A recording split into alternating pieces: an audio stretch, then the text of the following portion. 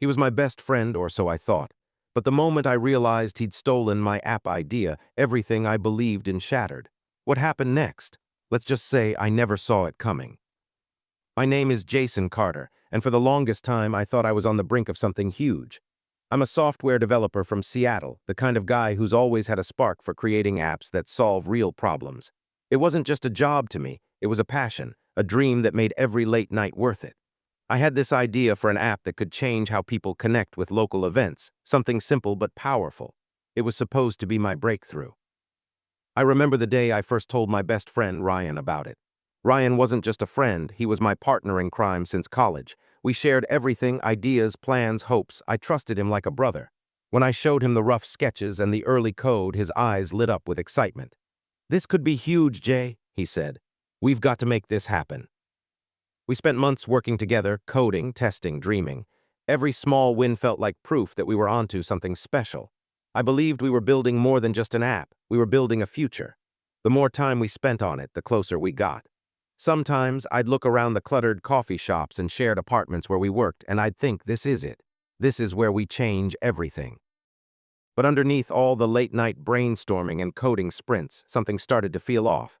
It was subtle at first. Ryan would get secretive with his phone or suddenly have excuses to step away during meetings.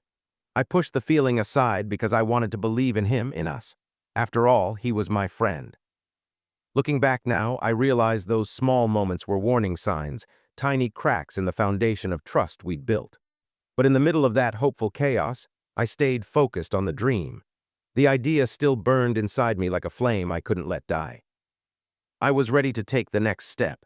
Little did I know, the biggest test wasn't in building the app. It was about to come from the person I trusted most. The day I found out Ryan had betrayed me felt like a punch to the gut.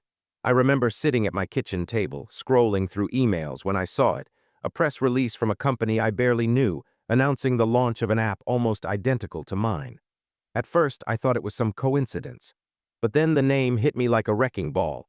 Ryan's name was listed as the lead developer. I stared at the screen, disbelief crashing over me like a wave. How could he do this? How could my best friend, the guy who promised to build this dream with me, just take it all and run? I felt numb, as if my whole world had turned upside down. The betrayal wasn't just about the idea, it was personal. It stung because I trusted him, believed in him, and he shattered that trust without a second thought. I tried calling him, but he didn't answer. I sent texts, emails, no response. It was like he vanished. The more I dug, the more I learned. Ryan had sold the app idea to the company weeks before, behind my back. He hadn't just stolen the idea, he'd profited off it, leaving me out in the cold. I felt everything at once, anger, sadness, confusion. I kept asking myself, why? Why would he do this to me? We were supposed to be a team. But as much as I wanted to scream or cry, I realized something else was rising inside me, a quiet, burning fire. I wasn't going to let this break me. The hardest part was knowing that the app I had poured my heart into was now owned by someone else, controlled by a company I didn't even know. And Ryan, he was suddenly a stranger. That night I sat alone, trying to piece together what went wrong. Was I naive for trusting him? Did I miss the signs? The heartbreak was sharp, but beneath it, a seed of resolve took root. I wasn't going to be a victim in my own story. I wiped the tears from my eyes and made a decision. I would find a way to get back what was mine. Not just the app, my pride, my future, my belief in myself. But first, I had to understand the company Ryan sold the app to. That's where my fight would begin. After the shock of Ryan's betrayal settled, I was left with a hollow silence that echoed louder than any anger or sadness. For days, I barely slept. I kept replaying everything in my head, the late nights, the shared dreams, the promises. It felt like I'd lost more than just an app idea. I'd lost a part of myself. I started doubting everything. Was I ever really good enough? Did I miss the warning signs? What if the idea wasn't as special as I thought? The questions gnawed at me, tearing down the confidence I'd built up for years. I felt small, helpless, like the ground had been ripped out from under me. I stopped coding for a while. Even the simplest tasks felt heavy. I walked around Seattle like a ghost, avoiding friends, avoiding the places where Ryan and I used to work together. Each time I passed a coffee shop where we'd brainstormed, a wave of regret and bitterness crashed over me. It was hard to see a way forward. But the hardest part wasn't just the loss of the idea. It was the betrayal from someone I loved and trusted. That cut deeper than any failure. It made me question not just my abilities, but my judgment of people. How could someone so close do this to me? One night, as I sat staring blankly at my laptop, I realized I had two choices. I could let this destroy me, let it define me as the guy who got played, or I could fight back. I thought about everything Ryan and I had built, even if it wasn't official yet. That spark, that passion for the app was still inside me. It hadn't disappeared. I started researching the company Ryan had sold the app to. I learned everything I could, their owners, their finances, their weaknesses. It was overwhelming, but it was also a lifeline. For the first time in weeks, I felt a flicker of hope. I didn't know exactly how, but I knew one thing: I wasn't finished. This wasn't the end of my story, it was just the hardest chapter so far. Slowly, I started planning. The road ahead was going to be tough, harder than anything I'd faced. But if Ryan could take everything from me, then I would have to take it back. After weeks of feeling lost, something inside me shifted. I realized that dwelling on what Ryan did wasn't going to fix anything. I needed a plan, a way to take control again. So I threw myself into research, hunting for any opening that could let me fight back. I learned that the company Ryan had sold the app to was a mid-sized tech firm called Brightwave. They had bought the app quietly, hoping no one would notice. But I noticed, and that gave me a strange sense of power. If I could somehow buy Brightwave, or at least gain control, I could reclaim what was mine. It sounded crazy, like a long shot, but it was the only shot I had. I started crunching numbers, checking my savings, and even reaching out to a few old contacts from my freelance days. It wasn't going to be easy. Buying a company wasn't something I had planned for, but the more I thought about it, the more it made sense. Ryan's betrayal wasn't just personal, it was business, and I had to meet it with business.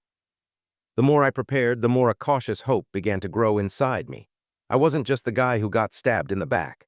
I was someone who could fight back, who could rise above this mess. I felt the familiar buzz of excitement I used to get when coding late into the night, building something new from scratch. Of course, I knew this wouldn't be a quick fix. There were legal hurdles, financial risks, and a lot of people who wouldn't want me poking around. But that fire in my gut told me it was worth it. Sometimes, late at night, I'd catch myself imagining walking into Brightwave's offices as the new owner, watching Ryan's smug smile vanish. But I pushed those thoughts aside. This was about more than revenge. It was about reclaiming my future. I shared a little of this plan with my sister, Emily, who's always been my rock. She listened carefully and didn't sugarcoat things. "It's going to be a battle," she said, "but you're not the kind of guy who backs down." That simple faith from her meant everything. It was the reminder I needed to keep going, to believe in myself again. So I made a promise, to myself and to that dream I once shared with Ryan. I was going to fight no matter what. Because this time I wasn't just building an app, I was building my future. I still remember the day I decided to confront Ryan. It wasn't because I thought it would fix anything or that he'd suddenly feel guilty. No, I needed to face him for my own sake, to let him know how deeply he'd hurt me, and to find some kind of closure before moving forward. I called him, and surprisingly, he answered. His voice was cold, distant, like he was already trying to distance himself from the friendship we once had. I told him I wanted to meet. He agreed, though I could hear the hesitation behind his words. When we finally sat across from each other in that cramped coffee shop, the place where we'd shared so many plans, it hit me how much things had changed. The Ryan I knew was gone. Instead, there was a stranger who looked at me like I was a threat. I didn't hold back. "Why, Ryan? How could you do this to me, to us?" My voice shook, not just with anger, but with the pain of betrayal.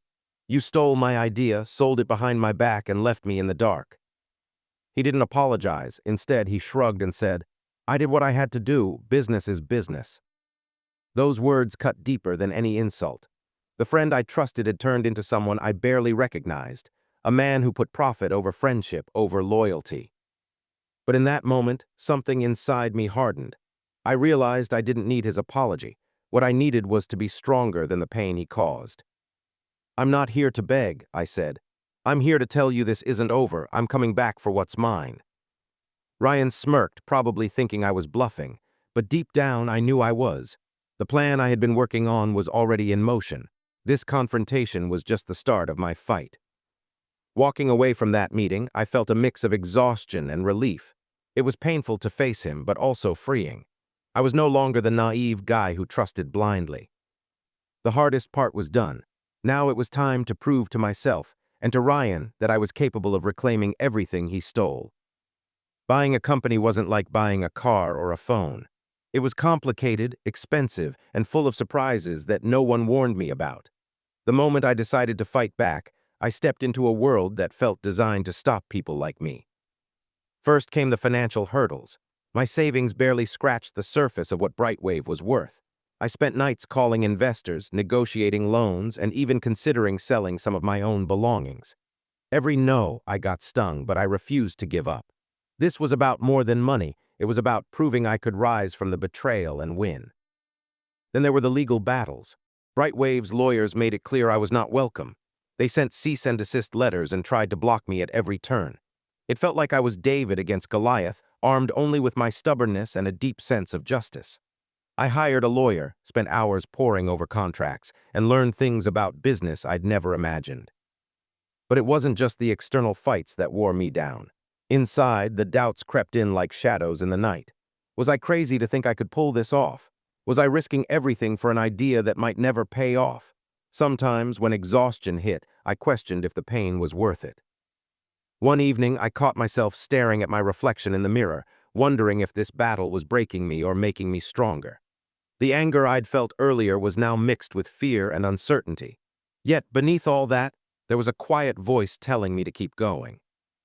Friends who saw my struggle offered advice, support, and sometimes tough love. My sister Emily reminded me that the hardest fights often lead to the greatest victories. "You've got this, Jason," she said. "Just don't lose yourself in the process." Her words stuck with me. I realized this wasn't just about reclaiming an app. It was about reclaiming my identity, my worth beyond the betrayal. With every challenge, my determination grew. I was learning more than I ever had about business, resilience, and myself. The road was tough, but it was mine to walk. And I wasn't alone. The day I finally signed the papers to buy Brightwave felt unreal. After months of battles, negotiations, and sleepless nights, I was holding the keys to the company that once felt untouchable. It was a moment I'd dreamed about in the darkest hours, a moment where all the pain, frustration, and doubt suddenly made sense. I remember sitting at the lawyer's office, the contract spread out before me. My hand trembled as I signed, but it wasn't fear, it was the weight of everything that had led me here. I wasn't just buying a company, I was reclaiming my dream, my future, and my pride. Walking out of that office, the Seattle sun felt brighter than ever. I could almost taste the victory. For the first time since Ryan's betrayal, I felt powerful again. I'd taken what was stolen and turned it into a new beginning. No longer was I the guy who got played, I was the guy who fought back and won. But the victory wasn't just about money or business. It was about validation. I'd proven to myself that I was worthy, that my idea had value, and that I wasn't defined by someone else's betrayal. That was the real win. Even so, I knew this was just the start. Buying the company was one thing, rebuilding the app, regaining users, and earning trust all over again was another challenge altogether. But this time, I was ready. I had the experience, the drive, and the lessons from every setback. I called Emily that night and told her the news. Her voice cracked with pride, and for a moment I let myself soak in the joy of what I'd accomplished. It was more than I could have hoped for just months ago. Of course, Ryan was still out there somewhere, probably shocked or angry. But I didn't need his approval. This was my victory, and no one could take it away. As I sat in my new office, looking out over the city, I felt something I hadn't felt in a long time. Hope. Not the naive hope I had before, but the kind that comes from hard-fought battles and hard-won wins. I was ready to rebuild, to grow, and to prove that what's yours is yours, no matter what. Buying Brightwave was just the beginning. Sitting in the new office, surrounded by unfamiliar faces and unfamiliar walls, I realized how much work lay ahead. The app that Ryan had launched was just a shadow of what I'd imagined. It needed more than updates. It needed heart, soul, and trust. I threw myself into rebuilding every part of the app, making changes that reflected my original vision but also improved on it. It wasn't easy. Sometimes, the memories of betrayal crept in, making me second-guess decisions or doubt if I could really fix what was broken. But I remembered why I started this journey. It wasn't just about an app or a company. It was about proving to myself that I could rise above pain and come out stronger. I worked longer hours, listened to feedback, and started building a small but passionate team who believed in the mission. The hardest part was learning to trust again. After Ryan, I was guarded, slow to open up. But slowly, I saw the difference between betrayal and loyalty, between selfishness and genuine support. My team became my new family, people who worked with me, not against me.